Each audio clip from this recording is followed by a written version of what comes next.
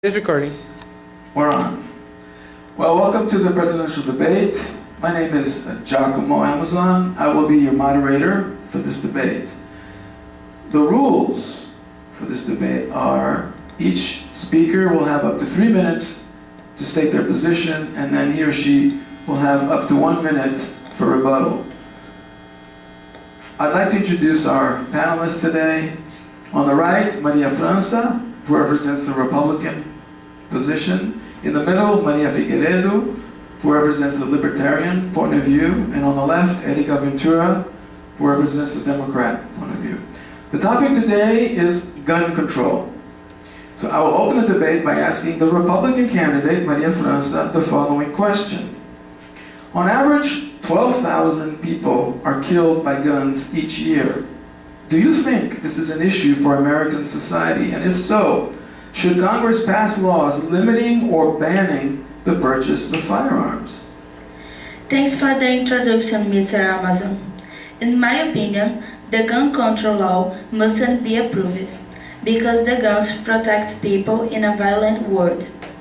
According to the National Rifle Association, guns are used for self-defense every year by 2.5 million people.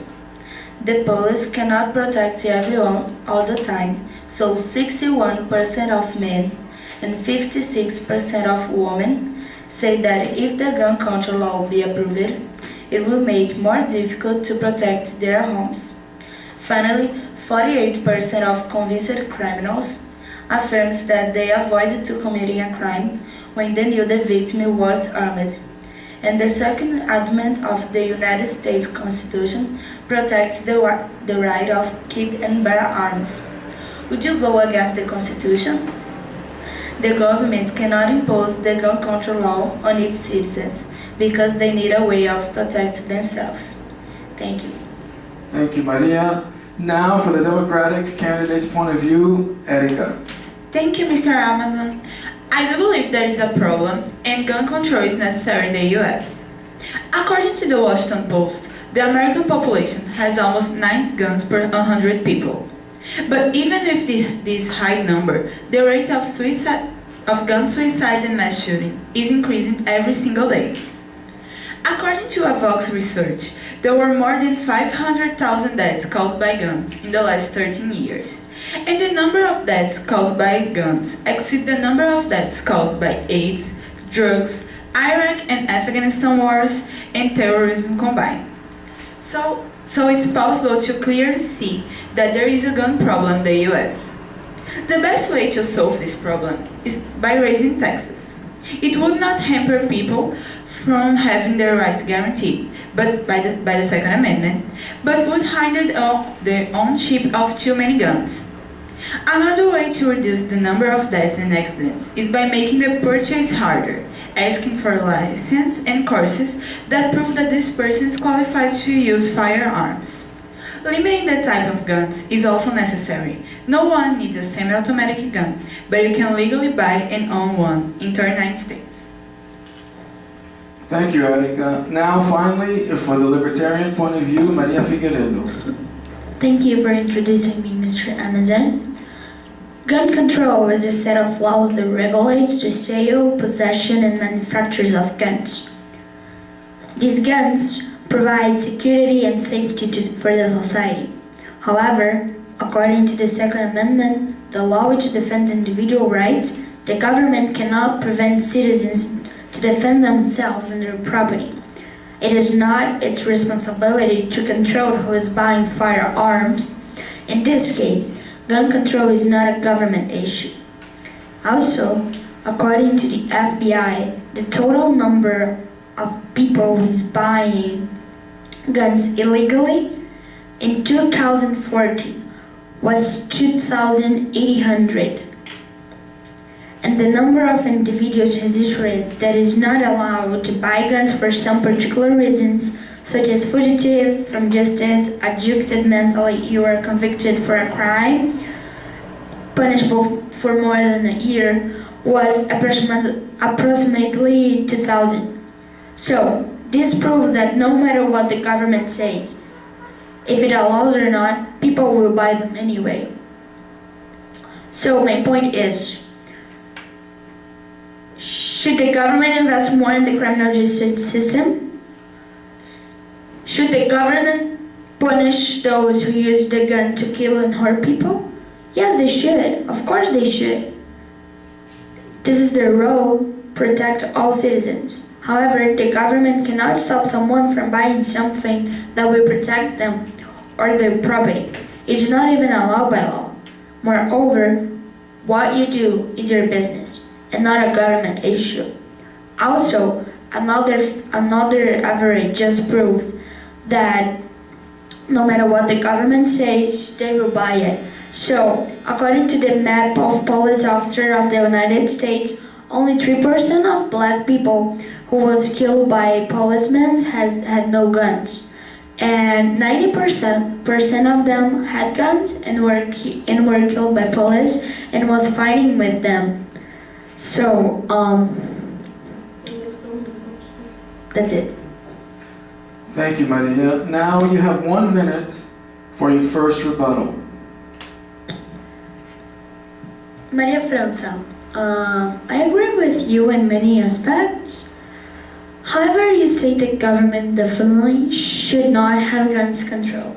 Okay, I agree with that. But you also say that people should have guns to protect themselves. In this part, I disagree with you. Because I think that people have many different beliefs and values, so they do not have to have a gun. They can have a gun if they want to. Like you said, the guns will protect themselves, and the police cannot protect everyone. But if they feel safer with the gun, they will get it. If they don't feel safer and prefer to have something else, they can get something else. It's not a governmental issue. It's just their business, and they do what they want to do. The government is not here to decide what is best for them. Thank you. Now for your second rebuttal. Erika, I think you make no sense. I think that since the most of citizens, they use their gun for self-defense, and it's not an issue for the government. So knowing that Social Security and wellness must provide by the government, for a group of society, not for individuals, it is optional for them to have or not. And the citizen has the right to buy whatever is needed. So according to laws, it is immoral for the government to stop you from buying what you feel that will protect you. Thank you, Maria. Now, Erika, for your first rebuttal. Maria Franca, when approved, the Second Amendment had a different meaning from today. It was supposed to allow for the formation of militia and fight tyrannical oppression. Besides that, the number of households with guns declined almost 50%. In addition, the number of guns per people increased from 4 to almost 7. It is possible to see that few people own many guns, and it's not what the Second Amendment was meant to be. And if you have a gun at home, it does not mean that you are safe.